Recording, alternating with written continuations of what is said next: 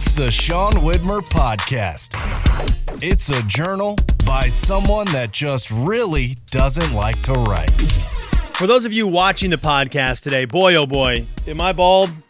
I've got the shiniest, brightest light off of my head. So, hey, it'll keep you awake if you're watching the video today. Thanks for being here, Sean Widmer Podcast. We got to talk basketball today. Sports heavy, but family sports heavy episode of the podcast. The stage of parenting that I'm at. Here's where we are. My daughter has tennis camp this week. It's her first time ever playing tennis, and I love tennis. My dad played so much tennis growing up. I grew up loving it. I was lucky enough to help my dad coach tennis up at Mount Spokane High School for a number of years.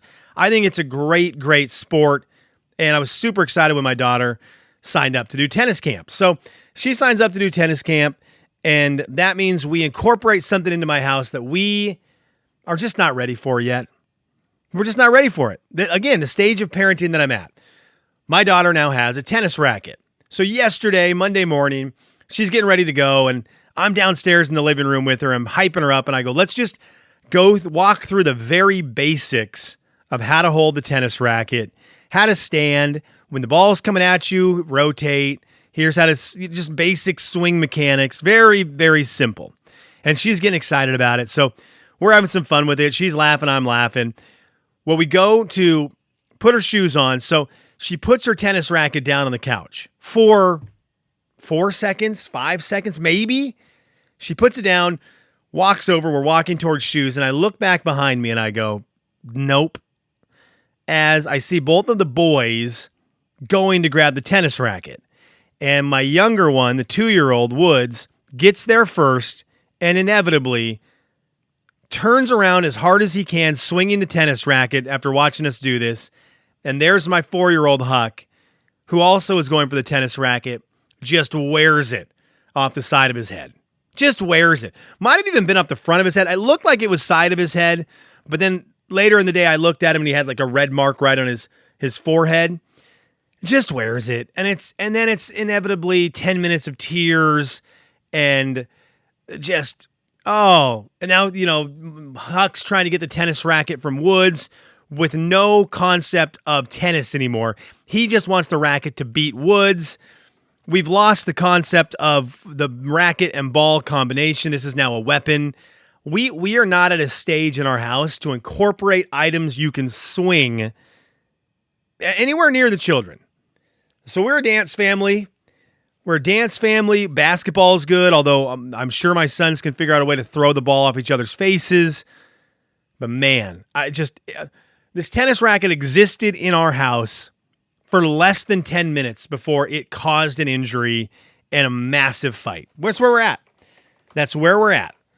I kind of love it, but it's not super fun trying to bring the 4-year-old down off of the crying mountain that he can go to when you get cracked upside the head by your little brother with any kind of racket or object you can swing. So there we go. The other sports thing I wanted to talk about, man, I love basketball. It's my favorite thing in the world. I love playing it. Monday night, we've got a good group of guys that gets together and plays hoops. So last night, I was super excited to show up to the gym, get to see my buddy Mike, get to see Josh, a couple other guys, and just get to have some good fellowship on the basketball court. Well, unfortunately, and it put me in a bad enough mood that I left, didn't even go out to drinks with my buddies afterwards. A couple kids showed up, high school kids. Now, this is a game where most of the guys are 30 plus, excuse me. A couple kids showed up who were high schoolers, and one of them was pretty good player, big kid, maybe 6'4", strong dude, out there playing against 40-year-old men, and he was the kid who I hate more than anyone. A true, solid black hole. Now, he passed 2 times. We played for 2 hours. He passed 2 times. Both of them were to his buddy, his other high school buddy that were on our team. And that was it, 2 times. Otherwise, he was shooting every time he touched the ball. And he was okay. He made a bunch of shots, but he shot a bunch of shots. So he missed a lot as well. Missed a bunch of layups. And this drives me insane because we're at an age where we can all make shots. We can all make shots. We've been playing basketball a long time. But we pass the ball so that everyone can get involved. That's kind of what we're out there for. And so I just get worn out by the young kids who just come out to shoot. I get worn out by it. I'm not at the YMCA. I didn't show up and carve time in my schedule to come watch you shoot. So I try to avoid it for the first hour of not saying anything. But it got to the point, Mike and I were just like, this is dumb. There's no reason for us to even go down on offense because this kid is more athletic than a lot of the guys on the other teams. He's able to get open well. And Mike and I are just guys who play basketball. And if you're open, we're going to pass the ball, but all in hopes that you're going to keep moving it. So he ends up getting the ball a lot because he's open because he's moving. So we'd pass it, and the second I'd pass it and realize it was to him, I'm like, well, this is dumb. And he'd shoot a wild shot, and it would miss, and then he would say, my bad. And I'm like, well, you don't believe that because you just shot 8 times and said my bad every time, so you don't believe that. So finally, I'm like, well, someone has to say something to him, and that's what I'm here for. So I started getting into it. He's on my team. I started getting into him, and I'm like, I hit him with the classic, like, there's a lot of other guys playing with you right now, man. A lot of other guys, and he kind of hears it. And I'm like, hey, man, there's a lot of other guys who are actually playing defense to get you the ball, so let's move the ball around. Still nothing. So I finally hit him with, dude, you are a black hole. Just straight up had to hit him right over the head with it. I go, you are a black hole. Pass the ball. You are a black hole. And he looks at me and says, well, then stop passing me the ball. Okay. I mean, yeah, okay, you said it, brother. That's fine. Now, we had lost a lot of games last night, so that was not helping me any with this. I do not like sitting. And when we would lose, he kept saying, we suck. That's what he kept saying. And so finally, we lost a game. I was ticked because I wanted to keep playing. He did his thing. He shot 100 shots. We lose. He goes, we suck. And I said, I think you actually just suck at passing. I go, I don't think offense is your strong suit. Now, this was to the kid who believes he is Kobe Bryant. And he's like, what? And I said, I just don't think you're just not good at offense. That's our problem. And I walked off to get water, and he just sat there. And he wanted to say something back, but I'm a 5,000-year-old man who's now talking trash to a 19-year-old. So that's not a great look, but that's where we're at. So the next game is black hole game. He goes, then stop passing me the ball. So we do. And then what happens? Well, just like always, the other guys on the team and I start passing the ball to each other. And what do you know? We win. Because we've got ball movement, guys are getting tired, guys are getting open shots, the ball's getting moved around, people are playing harder because they can play offense, so you're playing harder on defense because you feel like you're involved, and we win.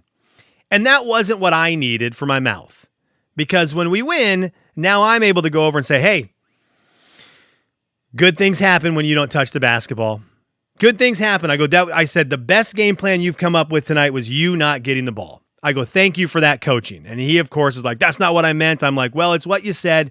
We didn't pass you the ball. We won. We don't suck anymore. And I patted him on the butt and said, now let's go out there and do it again.